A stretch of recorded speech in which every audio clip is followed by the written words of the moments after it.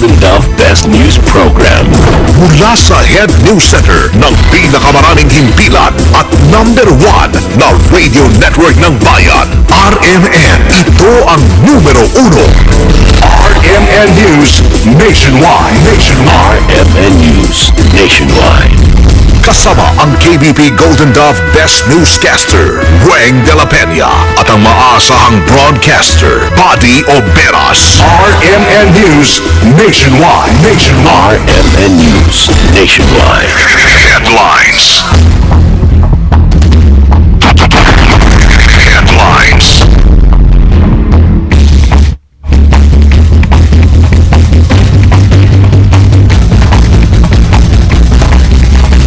Seguridad sa pagharap ni Ruby Tuazon sa Senate Blue Ribbon Committee, kasado na.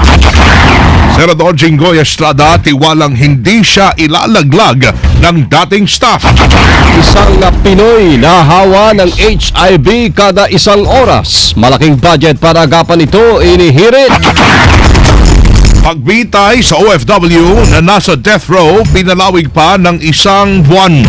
40 million pesos na blood money, pilit na pinakukumpleto. Tulong sa mga mahihirap, bukang bibig lamang ni Pangulong Noynoy Aquino. People's Initiative muling iginiit. Yan po ang nakikita namin sa kanya at ngayon 3 taon na siya na nanatulong sa pwesto. Ano bang nangyayari? Lalong lumalang at tumitindi ang kahirapan. Sa balitang negosyo, gastos ng mga Pilipino tuwing araw ng mga puso umaabot sa halos 1,000%. Balita sa ibayong dagat, pinakamataas na level ng storm signal itilas na sa London. Supply ng kuryente posibleng maputol. RMN News Nationwide. Buong bansa pagsasarang boses ng balita. RMN News Nationwide. Pinakamalaking mga balita tungkol sa bawat Pilipino saan man sa bansa. RMN News Nationwide. Buenos Dias, Pilipinas! Umaga ho ng Huwebes ngayon, Pebrero 13, 2014. Ito ang numero 1 RMN News Nationwide. Ako si Weng de la Peña. Mabuhay Pilipinas, ako si Buddy Oberas. Tayo ay live na live sa DXKR 639 RMN Coronadal, DXRC 900 RMN Zamboanga, DXMY 729 RMN Cotabato at sa DYWC 801 RMN Dumaguete. Live International via Ustream. Search for RMN Manila. Ganon din sa WRMN New York, USA. Sa lahat ng ating mga numero 1 AM radio stations sa buong bayan. RMN News Panahon. Weather today. Patuloy na iiral ang amihan o northeast monsoon sa ilang bahagi ng ating bansa. Ayon sa Pag-asa, mayroon pong umiiral na tail end ng cold front sa Visayas sabang trap ng low pressure area sa bahagi naman ng Mindanao. Dahil luhod yan, asahan ng maging maulan, mahina hanggang katamtaman yan at may pulupulong pagkidlat pagkulog sa silangang bahagi ng Mindanao at Visayas. Ang Cagayan Valley, Bicol Region at mga lalawigan na Aurora at Quezon ay magiging maulap naman na may mahinang pag-ulan. Bahagya namang maulap dito sa Metro Manila at nalaliming bahagi ng bansa natin. Kasado na ho ang seguridad sa pagdalo ni Ruby Tuazon, Ben Horloy at iba pang whistleblower sa Pork Barrel Fund o scam hearing sa Senado ngayong Huwebes na ito.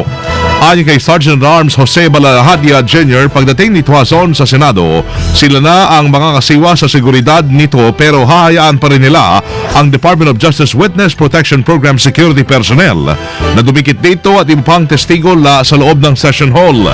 Halos walaan niyang ipinagkaiba ang ikinasalilang seguridad para kay Tuazon na ipinatupad nung dumating ang itinuturong utak ng scam na si Janet Lim Napoles. Samantala, aminado naman si Balahadia na hindi pa nila inaaksyonan ang hiling ni Senator Jinggoy Estrada na hanapin ang kuha ng CCTV kaugnay ng sinasabi ni Tuazon na abutan ng komisyon sa parking lot ng Senado.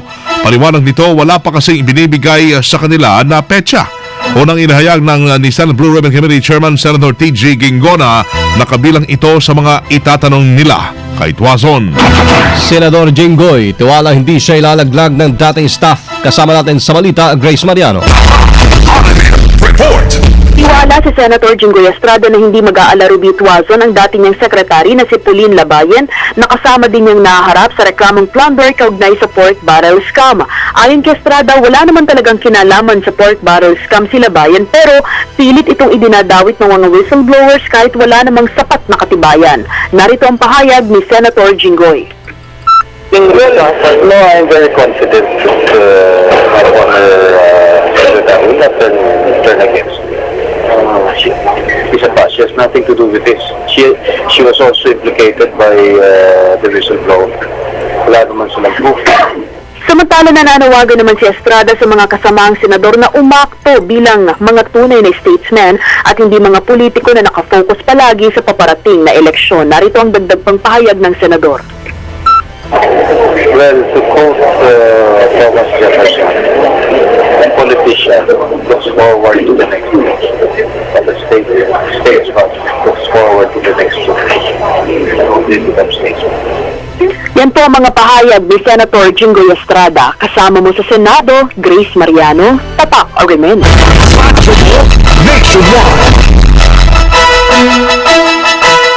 Samantalay, muling binigyan ng isang buwang palugit naman si Joselito Zapanta na nakatagdang bitayin sa Saudi Arabia. Ito ay upang magbigyan pagkakataon ng pamilya nito na makalikom ng hinihinging 40 million pesos na blood money kapalit ng kanyang buhay at kalayaan. Ayon kay Vice President Jejo Marbinay, tumatayo rin Presidential Advisor on OFW Concerns. Senyalis ito na sa tsansa para kay Zapanta na maaaring hindi na ma-execute o mapitay. Si Zapanta ay hinatulan ng kamatayan sa pamamagitan ng pagpugot ng kanyang ulo matapos niyang mapatay ang Sudanese na si Imam Ibrahim dahil sa awayan sa lupa ng kanyang tinitirang bahay sa Saudi noong 2009. Matatandaan nung nakarang linggo, inanunsyo ni Binay ang pagbibigay ni Pangulong Noynoy Aquino ng substantial amount upang makadagdag sa kakailangan ng blood money ni Zapanta. Gate pa ni Binay na patuloy na nakipagnegosasyon ang pamalaan sa pamilya ng biktima na mas babaan pa ang halaga ng blood money. Kumapela naman si Binay sa publiko na tumulong upang tuluyan ang mabuo ang nasabing halaga at masagip sa bitay si Zapanta. Isang Pilipino nahahawa ng HIV/AIDS kada isang oras at 42 minutes simula noong 2013 ayon sa PNAC o Philippine National AIDS Council.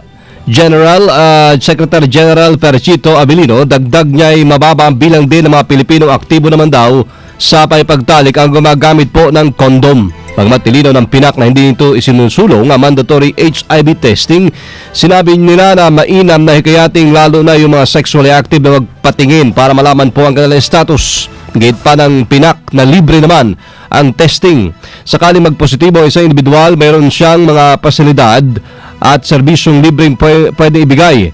Samantala, ipinalulungkot nila na marami pa ring maling haka-haka tungkol sa HIV ang pinaniniwalaan ng publiko. Panawagan ng PNAC na mas malaking budget bilang suporta ang kakailanganin sa mga proyektong tumutugon sa HIV.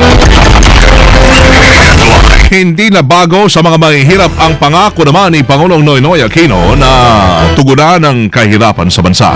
Ito ang naging pahayag ni Bea Arellano, ang chairperson ng Kalipunan ng Damayang Mahihirap o Kadamay sa interview ng RMN. Ang kay Arellano, sa 3 taong panunungkulan ng Pangulo, lagi na lamang anya niya itong ipinapangako. Higit pa ni Arellano, marapat lamang na bumaba sa kanyang pwesto ang Pangulo at bigyan ng mamamayan na pumili ng karapat-dapat na mamumuno sa bansa. Ang sinasabi natin na kasi mga pangako na paglutas ng kahirapan ay mukhang bigyan lamang po niya. Yan po ang nakikita namin sa kanya at ngayon 3 taon na siya na nanungkulan sa pwesto.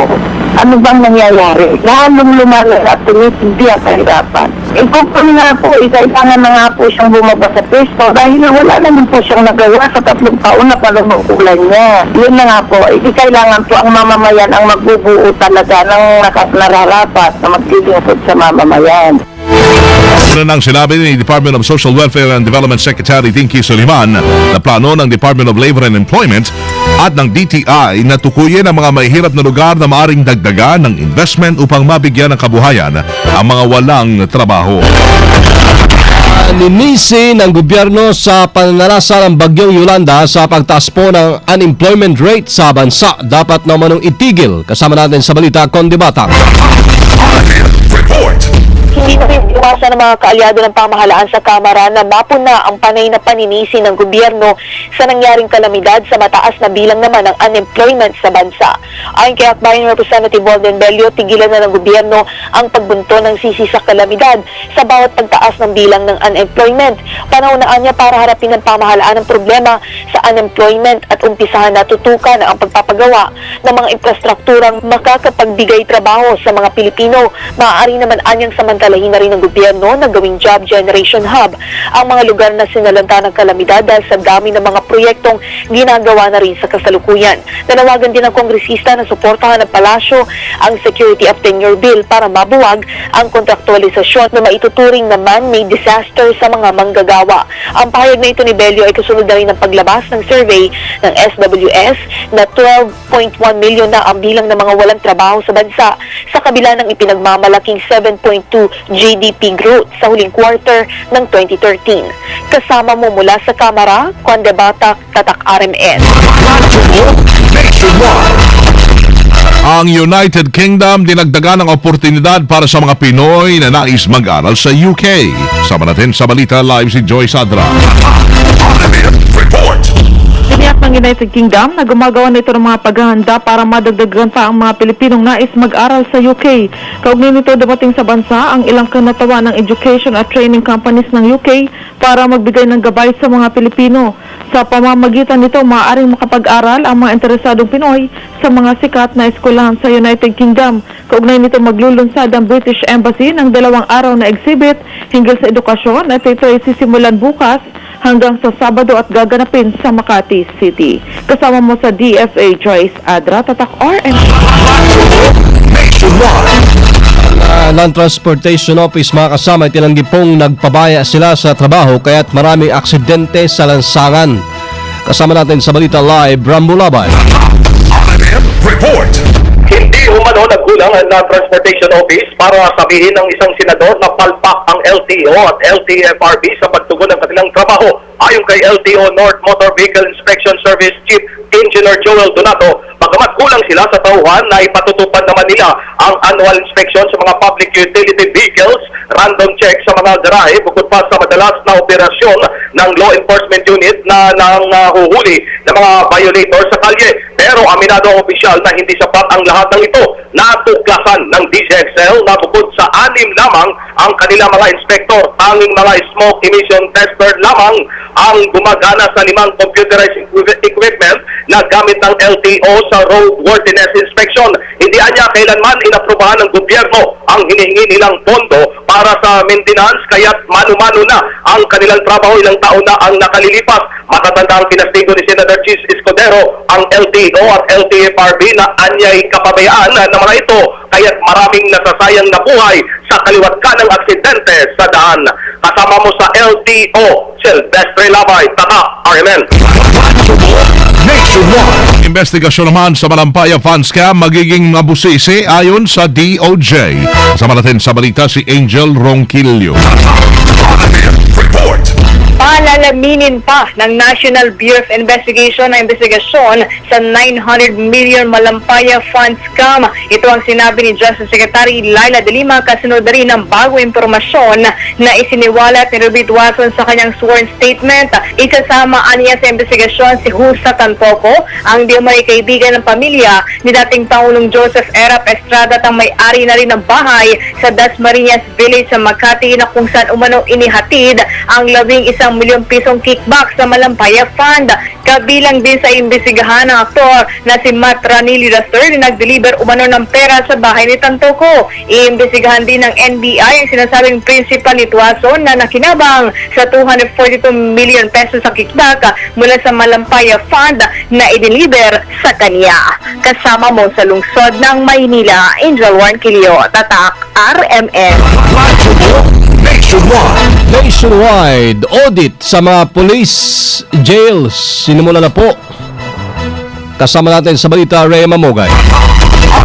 Report.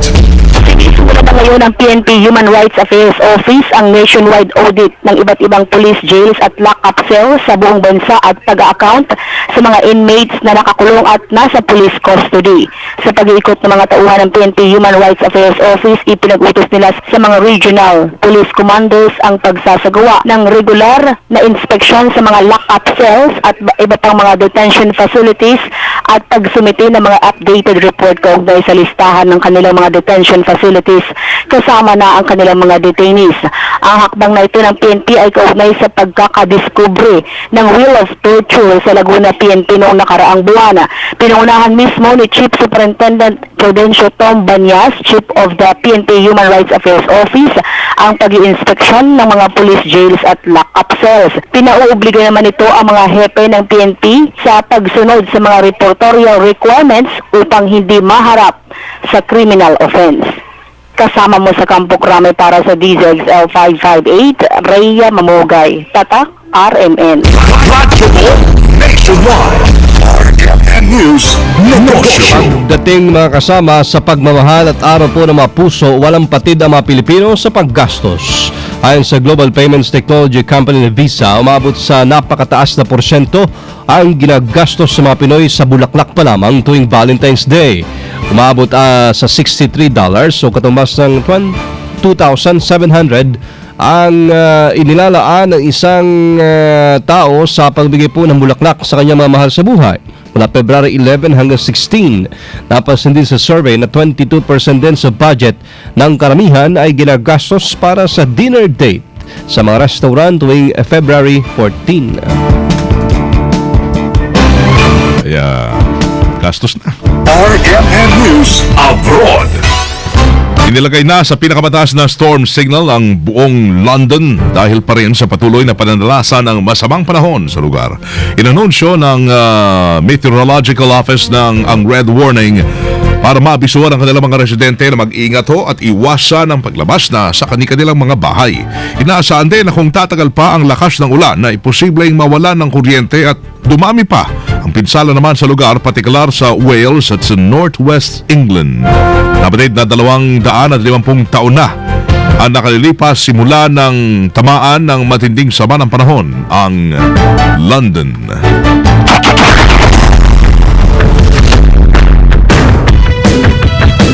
Mga kasama, live pa rin mula dito sa RMN News Center sa Makati City, Metro Manila, Philippines. Inyo pong narinig ang numero 1 RMN News nationwide. Ngayon ay Webes na, February 13, 2014. Sa mga taga Iloilo, susunod na dyan sila kasamang Novi Guaso at Regan Arlos sa RMN News Diretso, Balitang Iloilo sa numero 1 DYRI 774. Panoorin ang naging pagbabalita namin ngayong alas 7 ng umaga. Sa YouTube, itype lamang ang RMN News Nationwide.